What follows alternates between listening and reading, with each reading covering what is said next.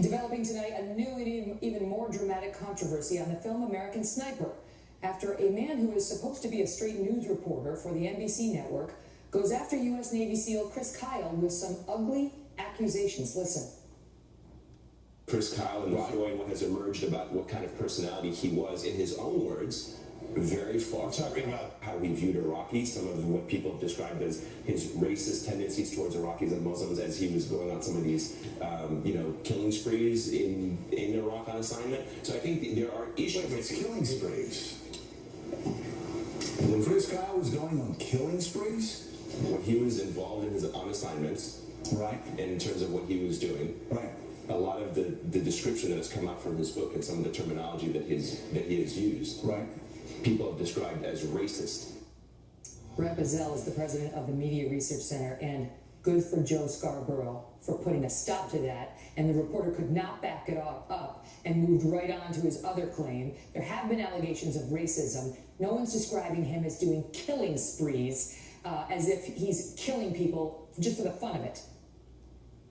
Some say, people say, it's always those anonymous sources that you use when you want to say it. And Willie Geist also on MSNBC, congratulations Correct. to him for standing up to this man. But look, who is this man? Who is this Mujahideen fellow? He's a fellow who worked for Al Jazeera back around 2011. He gave an interview to the Columbia Journalism Review. They asked him about his role. This is what he said. The Arab viewer doesn't want just news. They want something more polemic. They want to feel they have someone who is fighting on their behalf.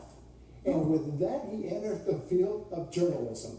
What is remarkable, Megan, is that he went from Al Jazeera doing that to CNN, which hired him to do that, to NBC, which now has him to this day as their Mideast correspondent, doing exactly that, projecting an Islamic agenda, propaganda on that news network. Then they take him from NBC News at night and they move him over to MSNBC in the daytime to be a fill-in anchor and to be a roundtable participant promoting that which he's reporting as true. Okay, but let me say, I mean, that was, Scarborough was listening and heard him get way out of bounds and hit him back in.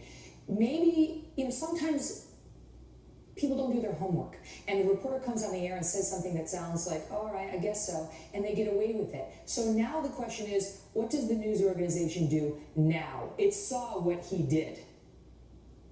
At what point is MSNBC or NBC going to fly right? In the last year, they've had to apologize 4 different times for outrages, and yet they continue doing it over and over again, putting these left-wing polemicists on their news programs. Al Sharpton, for the love of God, putting them on them and projecting them as some kind of reporters when they're nothing but activists and polemicists. You think they need to apologize?